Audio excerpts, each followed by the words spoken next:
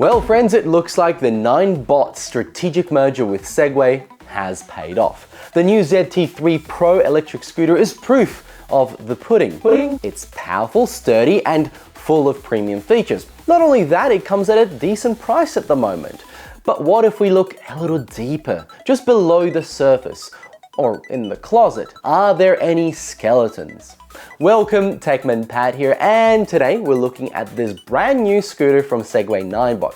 I've been testing it over the Christmas break, having plenty of fun, but I did find some skeletons in ZT3 Pro's closet that I think you should know about before you go out and throw 1,700 Australian dollaroos at this electric scooter. Of course, big thanks to Segway-Ninebot for sending the scooter for review. Links below for more information, of course, where you can purchase your own. And let's roll the intro and get started.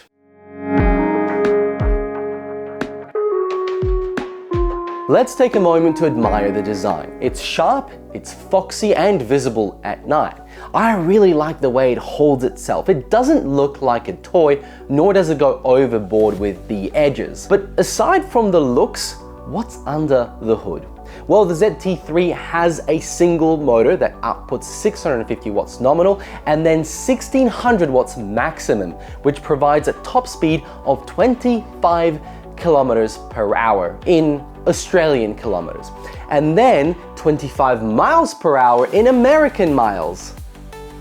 Maybe unlocking the true speed of 40 kilometers an hour would be too great of a risk for this nanny state. Well, the reason I'm annoyed about this speed limit for Australia is that it really stifles this scooter's capabilities. The ZT3 Pro can accelerate to 25 kilometers in approximately 4 seconds. Now, I found the ZT3's straight line performance a highlight. I was able to tackle anything and everything, even though it is a single motor. It can climb slopes of up to 25% gradient, which translates to about 14-degree slopes, which is very nice considering the whopping 29.7 kilo weight. In addition to the max payload of 120 kilos, that's a lot of kilos to move, while keeping a 152mm gap off the ground without any bending. Then to slow down, you have front and rear dual disc brakes plus energy recovery brakes, aka regenerative braking, which I had to turn off immediately, and luckily you can in the app. Regenerative braking is great in a car. With a scooter, having the regen brake sharply start slowing you down when you reduce the throttle or just let it go is jarring. The roll is what I like about scooters. It can be destabilizing going around corners. Personally, I prefer coasting on a scooter after reducing throttle. All in all, the disc brakes have not failed me. They stop every time I was riding down a rather steep hill and found myself about to be sandwiched between a car and a high curb. Happily, I pulled both brakes and avoided a meet and greet with the curb. To that end, to keep you connected to the ground, we have 11-inch off-road tires that are tubeless. They're quite hard, but still seem to grip really well. For suspension, we have front dual telescopic suspension and rear spring suspension. Absolutely superb for this price range. Now, the range on this cool-looking scoot is also quite good. On the eco mode, you can hit up to 70 kilometers total, while in sports mode, roughly 50 kilometers. Of course, all of the above is depending on your own weight, the inclines you tackle, weather conditions, and how much regen braking you use on the downhills if you use it. To achieve this, we have a 597 watt-hour battery with an approximate charge time of around 4 hours. While the quick charge feature using Segway's flash charge technology allows the scooter to charge 10 kilometers in 30 minutes, that is, if you're cruising in eco mode, it will help in a pinch. Looking at the tech side, to make the riding experience smoother and safer, we have traction control systems, which help with rear wheel stability on slippery surfaces. It works really well. And then we have the stability enhancement system, aka Segridge. Now, Segway has this long ass video about it, and I will link it below. It explains it in more detail with fancy words. But to put simply, Segway's engineers have optimized the angles and the position of the steering column, and they've added dampeners between the wheel and the stem and reinforced the handlebars. The result? Significantly enhanced stability compared to standard e-scooters, especially at high speeds, and pretty much on all terrains. However, at low speeds, the turning can feel a little bit unsteady, hence my earlier frustrations at the 25km speed limitation. The faster I go, the more stable I feel, and anything below 10 kilometers feels a bit weird, and 25 feels okay, but above 25 kilometers, it's good. To be fair, part of this would be purely experience and getting accustomed to it, and you eventually will. Though at 40 kilometers an hour, it's an absolute pleasure to ride. It's smooth, it's stable, and it's easy on the arms. Oh yeah, the speed limit. It's very difficult to bypass.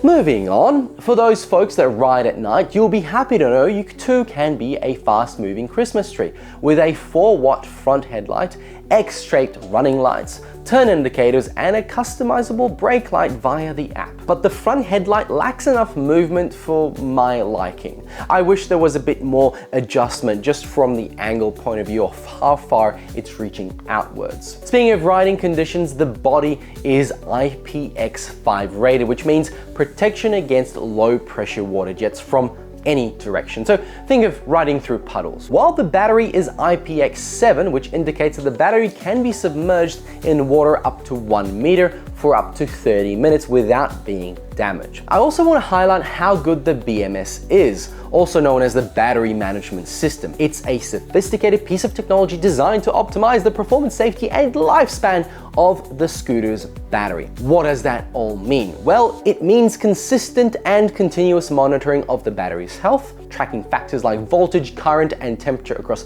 individual cells, and of course the entire pack, overcharge and over-discharge protection, thermal management, short-circuit protection, and balancing cells. Now, the ZT3 Pro also boosts a unique feature called Boost Mode. Now, to make this happen, you first engage the brake momentarily while simultaneously applying the throttle. This action primes the motor to deliver a very powerful surge of torque. Now, this is practically useful for quick starts at traffic lights. The Segway system ensures that the boost is delivered smoothly to prevent wheel spin or instability, even on slippery or uneven surfaces. The reason this all works well is because the ZT3 Pro is built like a tank. It's rigid, there is no flex, no rattle, and at high speeds on uneven ground, as smooth as it gets on 11-inch tires.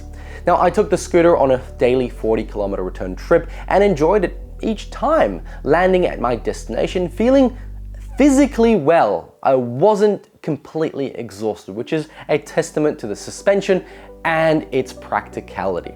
Then we have some smart features such as keyless entry, and I bet many people love that with their cars, and here Segway calls it Air Lock, which automatically locks and unlocks the scooter based on proximity to your phone.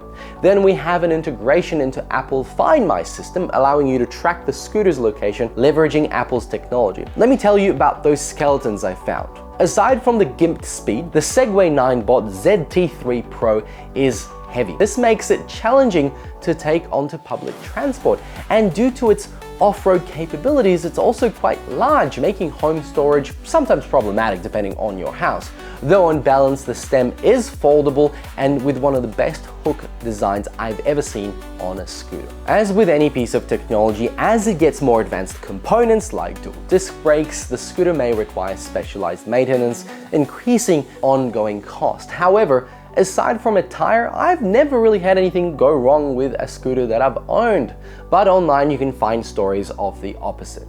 Now, in Australia, Segway-Ninebot provides a 24-month warranty, which is really impressive. In the day-to-day, there is a lot to like him. The smart features provide a carefree ignition, letting you kick off and start riding quickly. The suspension is comfortable within reason, but the added back angle foot kick provides a lovely change of position on longer rides. So when you pull it all together, the capabilities and price of it all, I believe the Segway-Ninebot ZT3 Pro is a compelling choice for riders seeking a powerful, feature-rich electric scooter suitable for diverse riding conditions, and add to that minor details like rubber edges on the handlebars so the indicators don't smash in case you drop the scooter, the throttle being both a wrist twist and a thumb switch at the same time, and the charging port being omnidirectional. You can't plug it in wrong.